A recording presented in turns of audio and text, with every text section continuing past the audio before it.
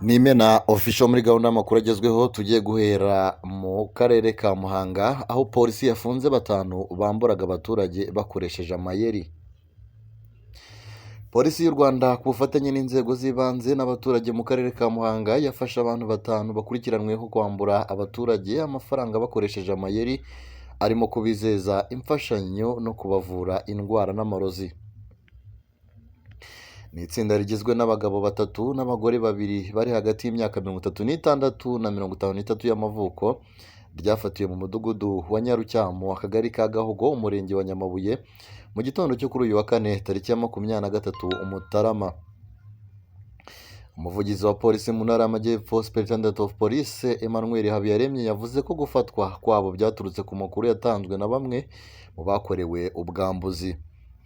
Ati twari dufite amakuru kuri iri tsinda ry'abantu bahuriye mu mujyi wa Kigali ari naho batuye ariko bakaba bakomoka mu ntara zitandukanye bagenda bashuka abaturage bakabambura utwabo bakoresheje amayeri atandukanye. Yakomeje agira ati hamwe bagenda biyita abavuzi ba gihanga babivanga no gusenga bakabeshya ko berekwa aho umugabo ukuriye iri tsinda afite imyaka 48 abanza imbere agahura n'uwo bashaka kwambura akamusuhuza hanyuma akamubwira ko afite ikibazo hari ahantu bamuroze kandi ko ashobora kumuvura agakira. Polisi ivuga ko mu gihe bakivugana haza bari abakobwa babiri bakorana bagahamagara ku ruhande nk'aho bataziranye, noneho wa mugabo agakomeza kuvuga amagambo menshi abwira wa wundi bashaka gutekera umutwe, ba bakobwa nabo bakagaragaza ko barozwe bakamwaka ubufasha bya nyirarureshwa, yavuga izina ry'uwabaroze bakiyamira bakavuga bati ndamuzi ni nyogokuru, ni masenge cyangwa ni umuturanyi. SP Habiyaremye avuga ko ahari hose yaheraga abaka amafaranga kuko babiziranyeho ba bakobwa bakaba aba mbere mu kuyatanga kuva ibihumbi 50 kuzamura, bigatuma wa wundi nawe amuha ayafite yose, ari nako haziramo n'aba bagabo bandi babiri bakorana n'abandi bigendera gutyo. Yavuze kandi ko iperereza ry'ibanze ryagaragaje ko hari n'aho bagiye biyita abakozi b'imiryango nterankunga itegamiye kuri leta nishingiye ku madini, uwo bashaka gucucura utwe bakamubwira ko bashaka abantu bahabwa imfashanyo n'iyo miryango, ariko hari n'amafaranga make basabwa kugira ngo bashyirwe ku rutonde, bikarangira byatwaye aho muri aka karere ka Muhanga mu kwezi gushize hafatiwe abandi batatu bakoranaga nyuma yo kwambura umuturage 218. Bamaze gufatwa uyoboye iri tsinda yiyemereye ko bamaze kwambura abantu benshi kandi ko amafaranga babona ari nayo avamo ayo kwihemba no guhemba abo bafatanya ubwo bwambuzi mu duce dutandukanye turimo Nyabugogo, Remera, Kabuga no mu ntara zitandukanye z'igihugu. SP Habiyaremye yibukije abantu ko bakwiye gukura amaboko mu mifuka bagakora akazi kanyuze mu mucyo, bakirinda ubutekamutwe bugamije kwambura rubanda twabo kuko bihanwa n'amategeko, kandi ko uburyo bwose babikoramo n'amayeri bakoresha batazababuza gufatwa ku bufatanye n'inzego z'abaturage bagashyikirizwa ubutabera. Yashishikarije abaturage kuba maso bakagira gushishoza n'amakenga ku muntu uwo ari we wese uje agamije kubashuka ngo abambure utwabo.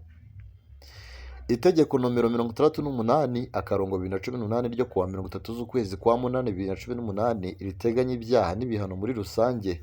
Ingingo y'124 ivuga ko umuntu wese wihesha umutungo w'undi imari ye yose cyangwa igice cyayo mu buryo bw'uburiganya yiyitiriye izina ritari cyo cyangwa umurimo adafitiye ububasha cyangwa akizeza icyiza cyangwa agatinyisha ko hari ikibi kizaba abakoze icyaha, iyo abihamijwe n'urukiko ahanishwa igifungo kitari munsi y'imyaka 2 ariko kitarenze imyaka 3 n'ihazabu y'amafaranga y'u Rwanda atari munsi ya 3 miliyoni ariko atarenze 5 miliyoni. Reka dukomereze n'ubundi mu ntara y'Iburengerazuba, ni mu karere ka Rutsiro aho abataramenyekana bibye inka ebyiri bakazibagira hafi y'umugezi. Abajura bataramenyekana bibye inka ebyiri mu mirenge 2 yo mu karere ka Rutsiro bazibagira mu ishyamba iruhande rw'umugezi uri hagati y'iyo mirenge, inyama zimwe barazijyana izindi bazisigaho. Izo nka ebyiri, imwe yibwe mu murenge wa Mushonyi, indi yibwe mu murenge wa Kigeyo n'abataramenyekana, zasanzwe zabagiwe mu ishyamba riri ku rubibi rw'umurenge wa Mushonyi na Kigeyo, ni ku mugezi wa Biruyi. Imwe batwaye inyama zayo zose bazisigaza igihanga gusa, indi bayikata inyama z'itako n'umugongo bayisiga isa n'aho ikiri yose. Iyibwe mu murenge wa Mushonyi nk'uko umuturage wo mu mudugudu wa Humiro, akagari ka Nkora, umurenge wa Kigeyo yabwiye Imvaho Nshya, yabonwe n'uwitwa Ntibisama Dismas wari ugiye kwikorera umucanga. Yari iy'umuturage witwa Mpiranya Isidori. Iyibwe mu murenge wa Kigeyo ikaba iby'uwitwa Ndoriyobijya Jean, bo bayitwaye ibice bimwe ibindi birasigara. Yagize ati zombi zasanzwe ziciwe ku mugezi umwe kandi zakuwe mu mirenge itandukanye zibagirwa iwacu mu murenge wa Kigeyo, tugatekereza ko zibwa bakazijyana ku masoko y'umujyi wa Rubavu na santere y'ubucuruzi y'Amahoko, kuko inyama zazo ntizigurishwa hafi aha kuko tumaze kubibona. Yakomeje agira ati ikibazo cy'iyibwa ry'inka muri kano karere kacu ka Rutsiro tugasanga zibagiwe mu mashyamba, izindi ku migezi, hakaba nta n'umwe urafatwa ngo avuge uko baziba n'aho bazijyana n'igihe bazijyanira, kiraduhangayikishije cyane. Ubuyobozi n'inzego z'umutekano bakaba bakwiye gukora ibishoboka byose abo bagizi ba nabi bagafatwa batarangiza byinshi. Umunyamabanga nshingwabikorwa w'umurenge wa Kigeyo Mudahemuka Christophe aganira n'Imvaho Nshya yavuze ko koko basanze inka ebyiri zibwe, basanze zombi zabagiwe hafi y'umugezi mu ishyamba rihari. Imwe bakayitwara hafi inyama zose, indi bagatwara itako n'igice cy'umugongo gusa, izindi bakazireka aho. Ati bazicanye ubugome bubi cyane, inyama zimwe barazijyana izindi bazitaho, bakaba bataramenyekana n'ubu iperereza rikomeje. Twasanze inyama zasigaye ku mugezi hasi mu mubande.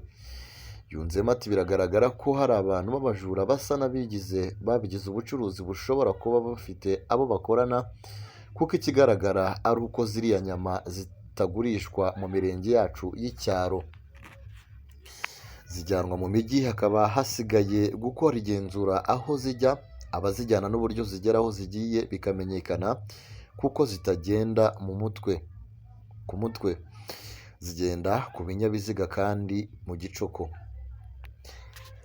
Avuga ko bisaba kwiga ingamba zose zikoreshwa ngo abo bagome bafatwe bahanwe, kuko mu karere ka Rutsiro muri aya mezi make bamaze kuhiba inka nyinshi, ba nyirazo bagasanga zabazwe, inyama zimwe bakazijyana izindi zigatabwaho.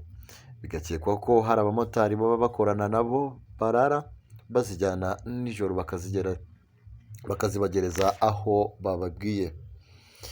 Yavuze ko abaturage basabwa ingamba mu gucungira ibyabo umutekano, nk'uko nk'iyi nka yo mu murenge wa Kigeyo abayibye bayisanze mu kigunda nijoro irimo irisha, ko iyo iba mu kiraro cyangwa mu rwuri irinzwe n'umushumba itari kugira ikiba. Yanasabye ba nyiri utubari n'amaresitora kujya bagura inyama mu babagirazwi afite imikorere inoze, zapimwe na veterineri, kugira ngo hataba hakwivangamo n'izo zibwa zikabagwa nijoro zidapimwe, batazi n'aho abajura niba izo basize bataba bazisize bazihamwanyije.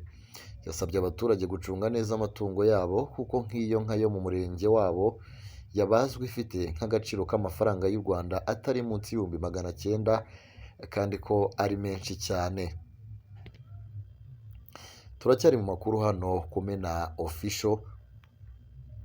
Amakuru yacu reka tuyasoreze muri Repubulika ya Demokarasi ya Kongo, aho abasirikare ba MONUSCO bakomerekeye mu mirwano na M23. Ubutumwa bwa Loni bwo kugarura amahoro muri Repubulika ya Demokarasi ya Kongo MONUSCO bwatangaje ko hari abasirikare 9 bo mu ngabo zabwo bakomerekeye mu mirwano n'umutwe wa M23. MONUSCO mu itangazo yasohoye kuri uyu wa gatanu yavuze ko abo basirikare bakomerekeye mu mirwano yabereye Isake bakomerekeye mu mirwano yabereye Isake kuri uyu wa kane no ku wa gatanu mbere yo kujya kuvurirwa i Goma.